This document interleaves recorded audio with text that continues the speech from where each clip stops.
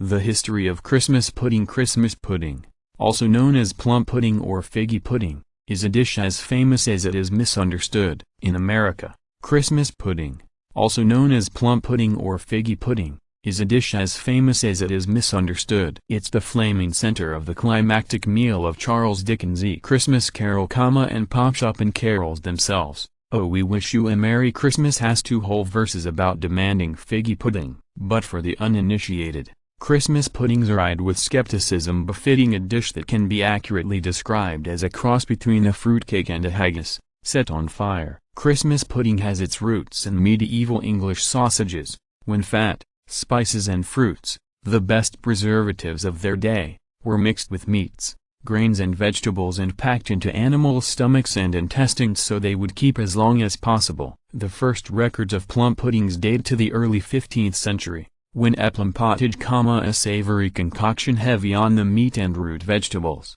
was served at the start of a meal. Then as now, the plum and plum pudding was a generic term for any dried fruit, most commonly raisins and currants, with prunes and other dried, preserved or candied fruit added when available. By the end of the 16th century, dried fruit was more plentiful in England and plum pudding made the shift from savory to sweet. The development of the pudding cloth, a floured piece of fabric that could hold and preserve a pudding of any size, further freed the pudding from dependence on animal products, but not entirely. Suet, the fat found around beef and mutton kidneys, has always been a key ingredient. By the mid-1600s, plum pudding was sufficiently associated with Christmas that when Oliver Cromwell came to power in 1647 he had it banned, along with Yule logs, carol singing and nativity scenes. To Cromwell and his Puritan associates, such merry-making smacked of Druidic paganism and Roman Catholic idolatry. In 1660 the Puritans were deposed and Christmas pudding,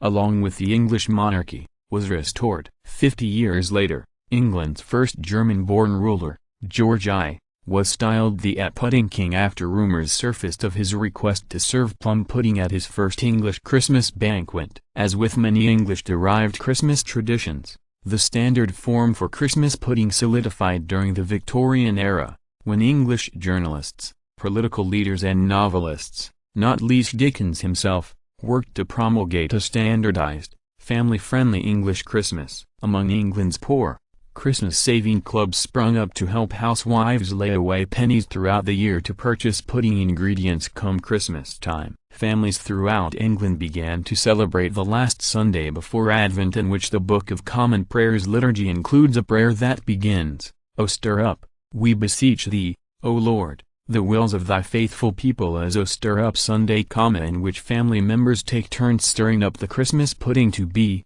which was then wrapped and boiled and set aside to mature until Christmas Day. By the 19th century the ingredients were more or less standardized to suet, brown sugar, raisins and currants, candied orange peel, eggs, breadcrumbs, nutmeg, cloves, allspice and plenty of alcohol. For Victorian citizens of the British Empire, the Christmas pudding was a summation of their conception of the world, a globe-like mass, studded with savory bits from distant colonies, bound together by a steamed and settled matrix of Englishness. An 1848 satirical cartoon titled "O John Bull," showing the foreign powers how to make a constitutional plum pudding, showed an English stand-in preparing to carve a bulging, holly-sprigged pudding labeled "O Liberty of the Press, O Trial by Jury, O Common Sense and O Order." The Christmas pudding's well-preserved nature, it took a month to get seasoned and could last over a year, meant it could be enjoyed as a taste of home by far-flung soldiers and colonizers. In 1885 a British newspaper reported the joyful consumption of a plum pudding sent overland by a special envoy from Tehran by a group of British soldiers stationed in northwestern Afghanistan.